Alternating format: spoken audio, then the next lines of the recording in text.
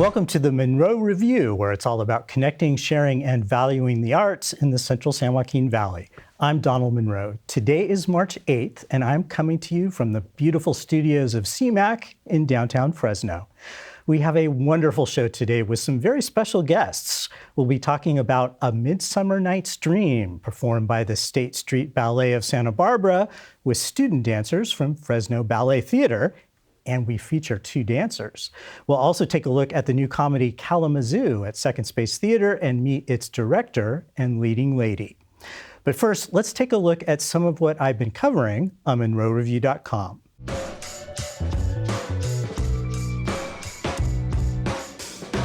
The biggest news is about Measure P, and we've been following this story closely. TMR correspondent Doug Hoagland has kept us updated on the conflict between the city of Fresno and the Fresno Arts Council. If you recall, Measure P was a voter-approved ballot measure that raises money for the city's parks, which get 88% of the funds, and the arts, which get 12%. The language of Measure P says that the city should work, quote, in partnership with the Fresno Arts Council in deciding who gets the grants. And we aren't talking about a mere few $1,000s. We estimate the first sum to be dispersed is around $10 million. Just for the arts. With that kind of money, you can see why there are a whole lot of people at City Hall who are suddenly very interested in the arts who might not have been before. And that's the heart of the issue. Who should be making the nitty-gritty decisions on who gets the funds? Politicians usually can't pass up a big pot of money, which is why the Parks Director sort of told the Arts Council to take a hike. Not exactly in those words. But the Arts Council is fighting back. At a recent meeting of the Parks, Recreation, and Arts Commission, a flood of supporters of the Arts Council showed up. They made it very clear they want arts administrators helping decide who gets funded. We don't know if the city will listen, but the issue is far from decided. With Doug Hoagland's careful reporting, we promise to keep you up to date. Lots of great events coverage on TMR as well, including the Rogue Festival, the Fresno State Opera Hansel and Gretel, and some strong theater productions like Singin' in the Rain and Shakespeare in Love. I have reviews of those two good company shows, along with my thoughts about the Fresno Philharmonic's Big Mahler adventure. I tell you, the orchestra and music director Ray Hatoda are on a roll this season.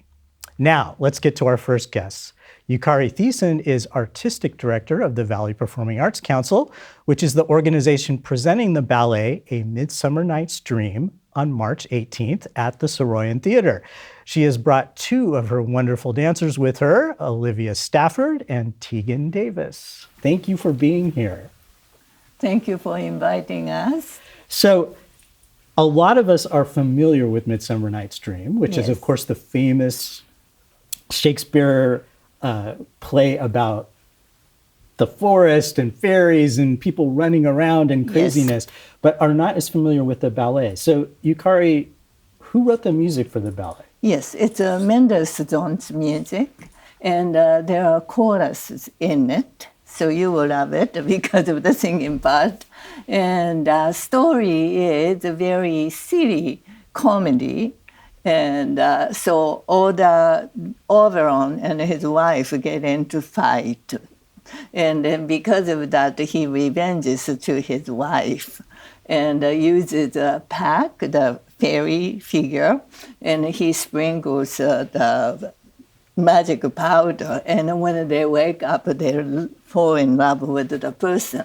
And the first initiative was he wanted to tease this queen, and the queen falls into the donkey, and donkey head man, and she thinks he's the greatest, and they were laughing.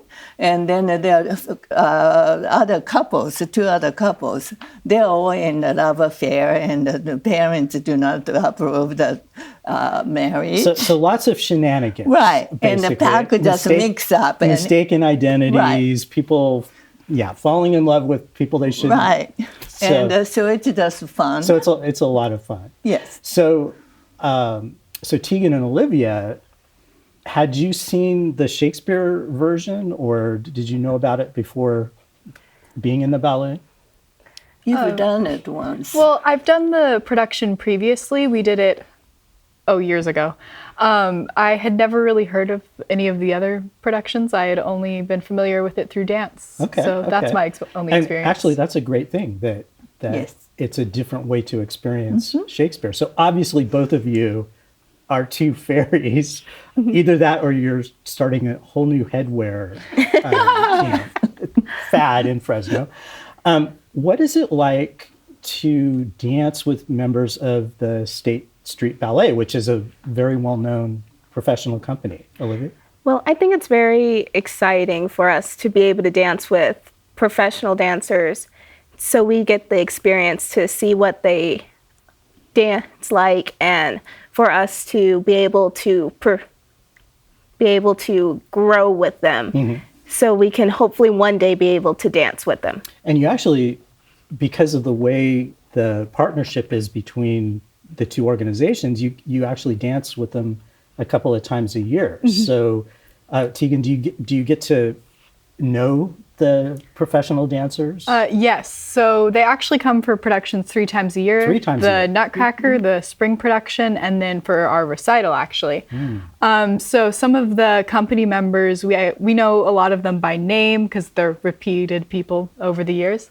And some of them even know us by name, some of the ones who have been there longer that try to interact with us. So it's a really cool relationship and partnership that we have with them. How old were each of you when you started ballet? So let's see. I started dancing when I was 7, so like 10 years ago. But I only started at the studio like 7 years ago, so for a while. Okay. How about you, Olivia? I started dancing when I was 8. 8, okay. And I started at the studio about 6 years ago. Now, you both have fascinating stories. I was talking to you before the show. Olivia, you just landed a really prestigious, is it called a internship or a... No, I was accepted into Alvin Ailey's summer intensive program during the summer. So I will be going to Alvin Ailey in New York for 3 weeks, which I am very excited. It is a very big opportunity for me. I would be one of the youngest students there. That is a really big deal. And Tegan, you have a fascinating story to tell. If one part of your life is you're a ballet dancer, tell us the other half or 3/4 yes. or 7/8. So I'm actually a student at Fresno State right now for a civil engineering degree. So civil engineer, ballet dancer. I think that sounds like a great combination. Yes. I mean, yeah, because it's very structured, like how ballet is. It's very structured. There's the things you do. It's very, you get into the rhythm of things. Same thing with engineering. You follow the same plans. It's very step by step, following methods. Yeah. What do your fellow students say when you tell them, "Oh, I got to go to ballet practice"? Oh, well. Or do you tell them? I mean, I tell some of them. I mean, today I had to show up to school in makeup, and so I was like, oh, I'm going to an interview later today for dance. I don't usually wear any makeup. So, but I mean, I guess my friends know, but I mean, just every day in classes, it's just, you're just in class, so they don't really know. So, Yukari, one of the great things about this program is that you also do school shows. Yes. Tell us about that. Yes, that's the most exciting part. And we have 2 days prior to the public performance set aside for the grade school children. And usually we have, and this year we are going to have 4 performances. And among those 4 performances, about 7,000 children come into Sarian Theater. And we also create the pre and post theater experience study guide, and classroom teachers are using these guides. And just think about the 7,000 children reading children's version of the Shakespeare. So they get exposed to Shakespeare, they get exposed to ballet. What a wonderful program. And they're up there looking at you two saying, oh, maybe I could do that. I could do that too. Well, children love to see children on stage because they can identify And professional dancers are wonderful, but they're so far away. But when the children come out, the children abroad more, harder. Yeah. So I'm going to put you two on the spot. Nutcracker versus Midsummer's. If you had to pick one. Tough decision, because there's pros and cons for each, of course. Okay. Like Nutcracker, we do it every year. It's the tried and true. It's very fun. And I mean, I guess what's special about Midsummer is that we don't really do it that often. It changes every year what production we do in the spring. So and it's fun to go see a show more than one time, like Nutcracker. It's a tradition for families, but it's also nice to see something new. So Yukari, you are an amazing and tireless promoter of the arts, of ballet. You have actually been going through some health issues. Yes. Can you tell us a little about it? I was, in January 2022, I was diagnosed stage 4 cancer, lung cancer. And it could have been just 3 more months to live. Then we started chemotherapy, and amazingly it worked. And I had a cancer history about 18 years ago, and during that, it was cleared. But the first time when I was going through chemotherapy, I never had nausea. I never had any strong reactions. And this time was the same. And this is a very strong medication, and most of the people can take only 4 cycles. And I just finished this afternoon. This afternoon. Yes. Yeah. It was my 14th. 14th. Yes, because it worked. Therefore, my oncologist and all the team of the oncologists from Stanford, they all agreed. And so I've been continuing this chemotherapy. And it will eventually come to the end, wear out. So, but nobody knows when. And yes, it makes me tired, but I still can keep going. Therefore, I'm going. And during that time, you have put on, is it 3? Yes. 3 more ballets. Yes, and that was diagnosed was January, and I was facing one, again, outreach type of the, what was the name of it? Evolution. Yes, evolution and progression of ballet. And it was fun, and so that came March, and I was there. Then right after that, we had the Firebird, which was June, and I was directing and rehearsing. And then after that, right after the Firebird, the Nutcracker audition came. Then we started the Nutcracker rehearsal, which was a total 200 hours. And I went through all 200 hours with Olivia being my assistant. Oh, great. And then now the Nutcracker ended, then A Midsummer Night Dream came, and the next is Giselle in June. Well, Yukari, I think I just expressed for everyone in the arts community just the love that we have for you and our admiration, and I don't want to tear up here. So why don't we talk about or remind folks when they can see Midsummer Night's Dream? Yes. After the 2 days school outreach, we have a public performance Saturday, March 18th at 6:30 p.m. at the Saroyan Theater. And this Midsummer Night's Dream is a bit short as the full-length evening. It's long, but not long enough to have the full evening.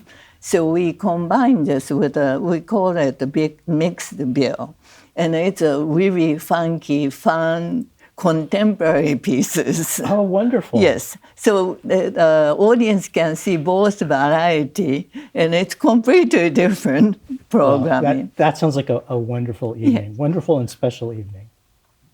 Thank you so much again. And that was March 18th, Yes. 6:30 p.m., Saroyan Theater. Yes. I hope you get a whole lot of people out there. And please come. Yes, absolutely. When we return, we will visit Kalamazoo. And now let's welcome our second set of guests, Kristin Crase and Amelia Ryan. They represent Kalamazoo, a perky comedy at Second Space Theater that is a two-person show.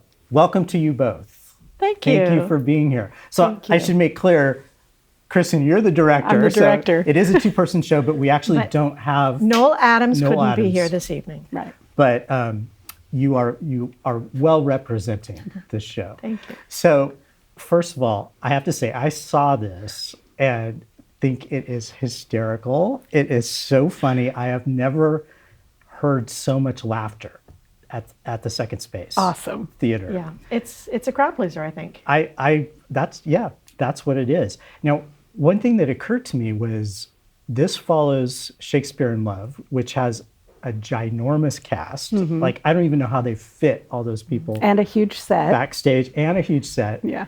And now it's a two-person show. But it doesn't really matter to you backstage, right? Because you don't even go backstage. We don't go backstage. Once the play opens, there's no intermission, and it's a succession of scenes with just the two of us. We're both in every scene, and we change clothes very quickly behind a screen and pop back out again, and until the show is over. It's played without intermission. As I said, it's about an hour and a quarter. It's like an hour and 8 minutes long. And we just go. I don't know who. Well, these two playwrights had the nerve to write something for a couple of seniors with this many costume changes. I was It had to be impressed done like because that. there really are some significant costume There are. changes. There are. So the play starts with both of your characters filling out basically an online questionnaire. Right. Like a dating service. It's a dating service. And what is the dating service called? Silver Foxes. Silver Foxes. What a great Right. name. So tell us a little bit about both characters. Right. Well, I play Peg, and she's a widow for some years. She has 5 grown daughters and 10 grandchildren, and she and Irving both were happily married. They're both people who know what it is like to have a loving, happy relationship, and now they're without a companion. So they're having to spend these years without the companionship that they had looked forward to. And on the urging of their children, they put themselves back out there. And this is the first time I've done it. And really not sure quite what to say, what not to say. Peg she's a very open person. What you see is what you get. She's not perfect, but she's kind of sweet. And she wants to have an adventure and new experiences, but maybe not too new or too adventurous. Yeah, I think she says something like, I love being... I love a spontaneity, especially if he's prepared me for if it. he's prepared, right. So, Kristin, this is your directorial debut, is that correct? It is in Fresno. In Fresno, I have directed twice before, but this is my first Fresno directing gig. And what did you think when you saw this script? I mean, for one thing, it is about 2 70-year-olds, Right. and that's not a story that you see very often. Yeah, when I read it, I couldn't help but think, my mother is a widow as well. And every time I was reading it, I was thinking about, this is my mom's age, this is her generation, and everything about it, I was like thinking about my mom while I was reading it. Yeah. I was there on a Sunday afternoon, which is kind of famous for a certain demographic. Yes. But Yes. I'm assuming that you're kind of getting the same reaction because you've been open a couple weekends. No, just now? one weekend. Oh, just one weekend. So Friday, Saturday, and Sunday, that was the most raucous crowd we'd had. Okay. And Sundays are interesting. We talk about that because we know that that's mostly an older audience, and sometimes people can't hear or they're not enjoying it. But this, they click right into it, and it's aimed at an older audience, but also younger people can relate to it too. These are two people who they want to still enjoy life. They want to still be open. The tagline is "You're never too old to be young," and I think this play definitely lives up to that. Yeah, it's a pretty hip play. I mean, it's got some nice current references, and even if you're not in that age group, you certainly know people who are. Yes. Right, In that right. age group. And they're trying to navigate things using Google Maps and The also Google. the Google, yes, And the Facebooks, and we're trying to stay with it. And that's actually one of the things that draws us to each other. We realize that just alone, it's very easy to sink into old habits and to become disengaged. And I would love to wrap my life around my daughters and their children, but my daughters kind of need me to keep my distance a little bit, and they let me know. And we come together out of a mutual need to stay engaged with life. Now, one of the things that you told me before I saw the show was that the comedy was pretty broad. And that's actually, I haven't seen you in very many. Have I seen you in? I haven't done anything like this in Fresno. In Fresno. When I was younger in Washington, D.C., I did some pretty broad stuff, but that's not really what I'm known for here in Fresno. And it's partly because of my age. I was already, I started doing theater again here. I was already in my 40s and older doing theater, and I tend to play moms. I tend to play more serious characters. I have been in some comedies. I've been funny aunt or whatever, but nothing quite like this. So it's fun. I think, and that's one of the things I really liked about it too, is to see both you and Noel in these very funny roles that I just hadn't really seen. It's you like play an before. hour-long Burns and Allen sketch. It is.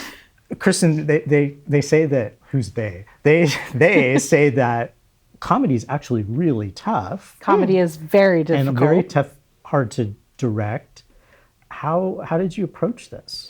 And were you nervous that you wouldn't get the laughs that you I wanted? was very nervous. In fact, I sat behind some of the Shakespeare in Love cast on opening night, and I had such a roil in my stomach because I think I was more nervous than the actors for it to, but I knew it was funny.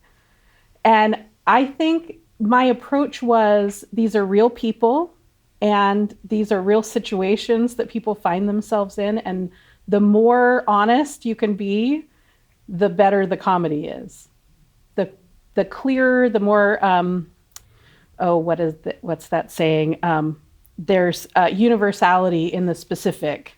So the more specific they could be to Peg and Irving's journey, the funnier it would be. Yeah, there's some very nicely etched details about these characters, and the scene where you end up on a beach with metal detectors, and your character is just not having any of it. She thinks it's the dumbest thing she's ever. Well, also because I'm still mad at him, and we need Yes. to talk that out first. I'm Yes. not into jumping on board with his favorite hobby until we have hashed out what went wrong Right. 3 weeks ago. So Right.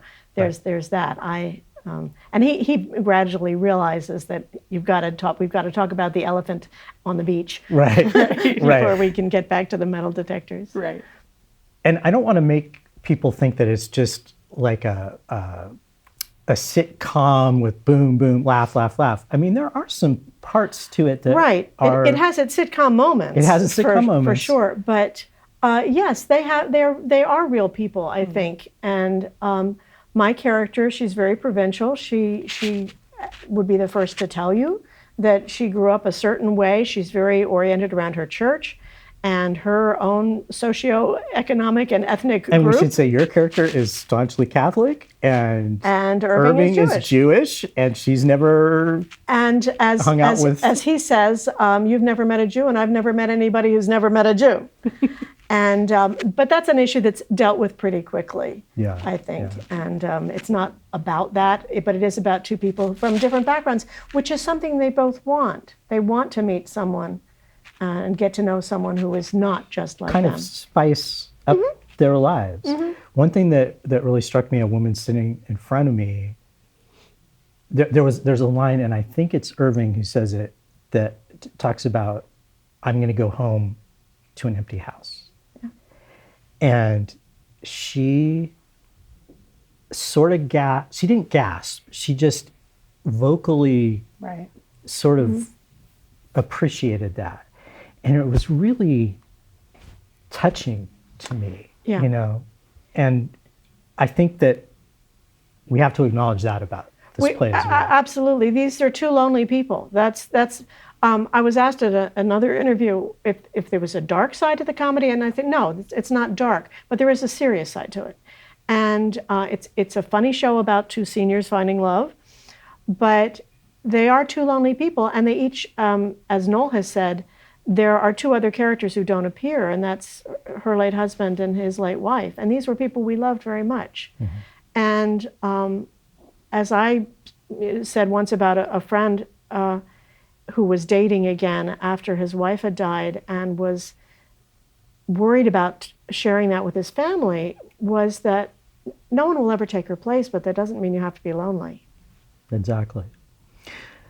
You have a little monologue that we're going to share? Okay. The show starts with Irving and I each speaking with me, with both of us speaking to sort of our dating profiles. The other person is reading it, basically. And anyway, so this is a bit of how this show starts. I'm a bird person. There, I said it. Full disclosure is best. That's my motto. Now, you might think it's because I admire their ability to fly, but not really. Anybody can do that nowadays, right? It's more their power to molt. Feather shedding must feel so good. I admire their molting mostly.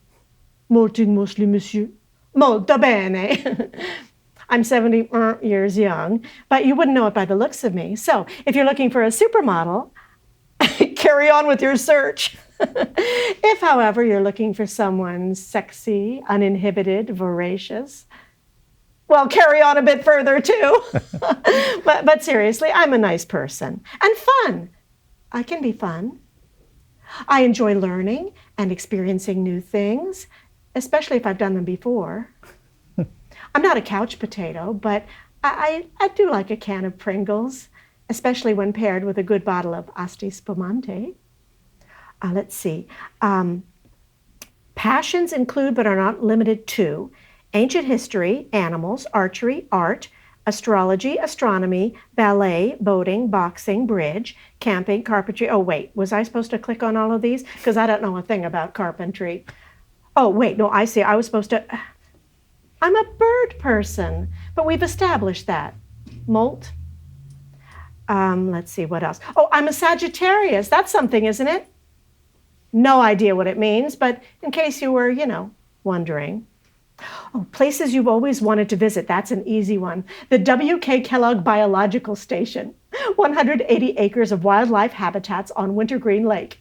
It's a bird sanctuary in Michigan, near a place called Kalamazoo. Doesn't that sound like a magic word? Kalamazoo! What if you could just say that and everything would be okay? And we got in the reference to the title. The title, there we go. That was a great monologue. It sounds like a magical place. So Kristin, remind us, how long does the show play? It actually just opened. Yes, we just opened. We play through April 16th. We're Thursday nights at 7:30, Friday and Saturday night at 8, and Sundays at 2. Well, I am so happy that you were both able to come and talk about this show, and I hope people talk it up. I hope so too. Yeah. The best part about doing a comedy is having a lively audience who are there and like ready to have fun. Right, and they can tell their friends that they had fun. Exactly. Exactly. Word about. So before we go, a couple of upcoming events to remind you of. Good Company Players opens Neil Simon's Rumors at Roger Rocca's Dinner Theater on March 16th. The Fresno Pacific University Music Department presents The Beauty We Love, a special concert featuring Grammy Award-winning cellist Eugene Friesen on March 18th.